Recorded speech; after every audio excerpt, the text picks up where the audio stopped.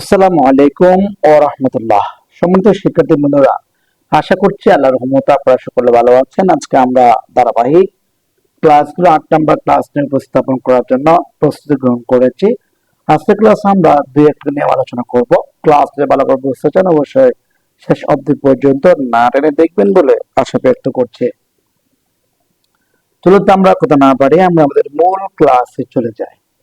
চলে যাওয়ার পূর্বে একটি অনুরোধ থাকবে, আপনি যদি আমাদের চ্যানেল নতুন হয়ে থাকেন তাহলে অবশ্যই সাবস্ক্রাইব করে আমাদের সাথে থাকবেন। তাহলে আমরা আজকে দেখতে পাচ্ছি, একেবারে এখানে যে দেখতে পাচ্ছি 13 নম্বর নিয়মটি, আমরা ধারাবাহিক এখন 8 নম্বর ক্লাস এবং 13 নম্বর রোলস। ঠিক আছে, ক্লাসটি ভালো করে বুঝতে চাইলে শেষ অবধি পর্যন্ত দেখবেন। আমরা প্রথমে দেখতে পাচ্ছি এখানে অ্যাফার্মেটিভ সেন্টেন্স আর একটা হচ্ছে নেগেটিভ। ঠিক আছে, তো অ্যাফার্মেটিভ সেন্টেন্স থেকে নেগেটিভ করতে গেলে আপনি এখানে দুই ধরনের বাক্য পাবেন। একটা বাক্যের মধ্যে ওয়ান অফ থাকবে আর একটা বাক্যের মধ্যে ওয়ান অফ থাকবে না। একটা হচ্ছে ওয়ান অফ ছাড়া আর একটা হচ্ছে ওয়ান অফ যুক্ত। ঠিক আছে, দুইটা বাক্য আমি এখানে যুক্ত করেছি। যদি ওয়ান অফ ছাড়া হয় বাক্যটা শুরু করতে হবে আমাকে নো আদার দিয়ে, আর এখানে মাঝখানে বার প্লাস এজেস থাকবে। ঠিক আছে, আর শুরুর সাবজেক্টটি একদম শেষে নিয়ে আসতে হবে। যদি ওয়ান অফ থাকে সেক্ষেত্রে আপনাকে বাক্যটা শুরু করতে হবে ভেরি ফিউ দিয়ে। আমি বলে দিয়েছি। তারপরে হচ্ছে প্রথমে নো আদার, তারপর সুপারলেটিভ থেকে পরের অংশ যা আছে তা বসিয়ে বার plus S superlative degree positive form, তারপর এস, তারপর লেখা হচ্ছে প্রদত্ত সেন্টেন্সের সাবজেক্টিভ বসাতে হবে। এরপর আমরা দেখে নিব ওয়ান অফ দা। ঠিক আছে, ওয়ান অফ দা যদি থাকে সেক্ষেত্রে আমাদেরকে বাক্যটা শুরু করতে হবে ভেরি ফিউ দিয়ে। তারপর বাকি অংশ যা যা আছে আগের মতো করে বসাবো। তার মানে আমি আপনাদেরকে আরেকটু সিম্পল করে বোঝাতে চাচ্ছি যে প্রথমত আমরা এই যেখানটা দেখতে পাচ্ছি পারমানেন্ট সেন্টেন্স। ঠিক আছে, এই পারমানেন্ট সেন্টেন্স আপনি যদি নেগেটিভ করতে চান, দেখুন এখানে দেখেন যে প্রথম বাক্যটা এখানে দা আছে, তারপরে সুপারলেটিভ পদ আছে। ঠিক আছে, আপনি এটা দেখবেন। আচ্ছা, যদি কখনো কোনো সময় আপনার কি থাকে ওয়ান অফ ছাড়া হয়, যেমন ওয়ান অফ নাই এখানে কিন্তু শুধুমাত্র দা আছে, সেক্ষেত্রে আপনি কি করবেন বাক্যটা শুরু করবেন নো আদার দিয়ে। ঠিক আছে, নো আদার দিয়ে বাক্যটা শুরু করবেন। তারপর সুপারলেটিভ ওয়ার্ডের পরের অংশ যা আছে আপনাকে পুরোটাই এখানে বসাতে হবে। তারপর কি করবেন, এখানে সাবজেক্ট দিয়েছে না ইস, এই ইসটা বসিয়ে দিব। তারপর এখানে একটা এস দিব। এস মানে হচ্ছে আমাদের যেখানে বলেছিলাম প্রথমত এই যে দেখেছেন এস আছে, এখানেও এস থাকবে, অর্থাৎ এর আগে একটা কি থাকবে, এস থাকবে। তারপর আমি কি করব, এই দুই এজের মাঝখানে এই এজ আর একটা হচ্ছে এই এজ, এই দুই এজের মাঝখানে আমরা একটা শব্দ বসাবো। সেটা হচ্ছে মূল বাক্যের, অর্থাৎ এখানে যে ব্যাসটা আছে না, এই ব্যাসটে আপনার কি করতে হবে, পজিটিভ ফর্ম বসাতে হবে। ঠিক আছে, যেমন আমরা একটা শব্দ রেখে একটা হচ্ছে পজিটিভ, যেমন আমরা যদি দেখি পজিটিভ, কম্পারেটিভ আর একটা হচ্ছে সুপারলেটিভ। ঠিক আছে, এক্ষেত্রে আমরা যেটা করতে পারি সেটা হচ্ছে পজিটিভ ফর্ম হচ্ছে গুড, সিম্পল, গুড, এটা হচ্ছে বেটার, আর এটা হচ্ছে বেস্ট।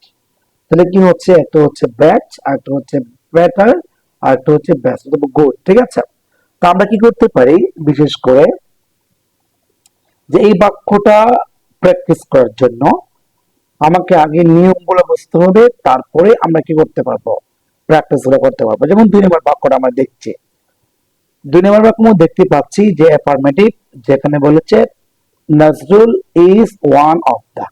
ঠিক আছে, এখানে কি আছে, ওয়ান অফ দা আছে না, ওয়ান অফ দা বেস্ট। এখান থেকে সুপারলেটিভ ওয়ার্ড হচ্ছে বেস্ট, তার পূর্বে দা আছে, এরপর ওয়ান অফ আছে। ঠিক আছে, দুটো বাক্য সুপারলেটিভ, একটা সুপারলেটিভের মধ্যে দা থাকবে আর একটি সুপারলেটিভের মধ্যে ওয়ান অফ থাকবে। ঠিক আছে, যদি কখনো কোনো একটা বাক্য ওয়ান অফ দিয়ে শুরু হয় সেক্ষেত্রে নাউনটি হবে প্লুরাল, এই যে এস যুক্ত। আর যদি ওয়ান অফ দা না থাকে নাউনটি হবে সিঙ্গুলার, এই যে এখানে এস নাই। তাতে যদি কখনো কোনো একটা বাক্যের মধ্যে দা থাকে সেই বাক্যটাকে আপনি নেগেটিভ করতে চান, বাক্যটা শুরু করতে হবে নো আদার দিয়ে। আর যদি ওয়ান অফ দা থাকে সে বাক্যটা শুরু করবেন আপনি ভেরি ফিউ দিয়ে। তারপরে কি করবেন, সুপারলেটিভ ওয়ার্ডের পরের অংশ, আমি এখানে বেস্ট আছে, আপনি এই বেস্টের থেকে শুরু করে পরবর্তী যা আছে আপনি পুরোটি এখানে বসিয়ে দিবেন।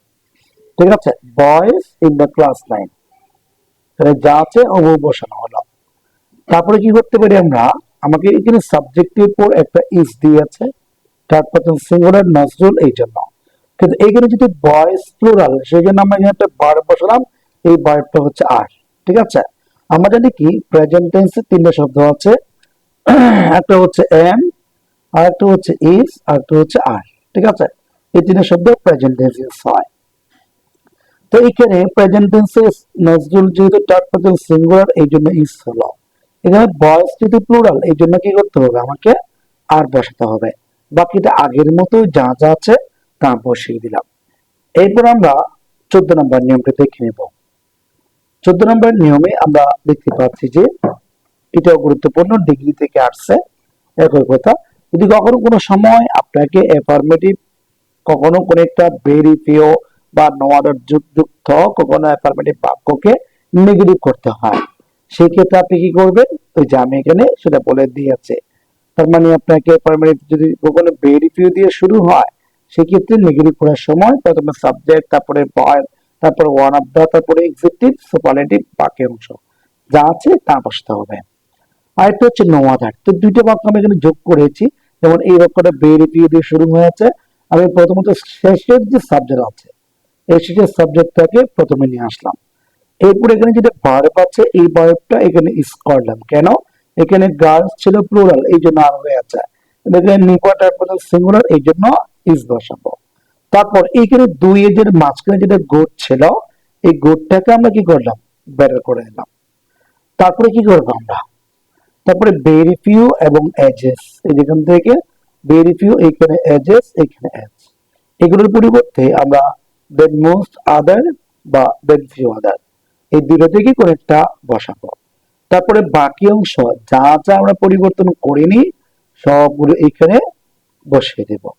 শেষ, বাক্যটা এখন কি হয়ে গেল, আমরা অ্যাফার্মেটিভ থেকে নেগেটিভ করলাম। নিচের যে বাক্য আছে এটাও সেম অবস্থা। তো আজকে ক্লাসটা এখানে শেষ করব, তবে যাওয়ার আগে অনুরোধ থাকবে, আপনি যদি আমার ইউটিউব চ্যানেল নতুন হয়ে থাকেন তাহলে অবশ্যই আমাদের ইউটিউব চ্যানেলটি সাবস্ক্রাইব করবেন, এবং যদি ফেসবুকে দেখে থাকেন তাহলে আমাদের ফেসবুকটি অবশ্যই ফলো দিয়ে আমাদের সাথে থাকবেন।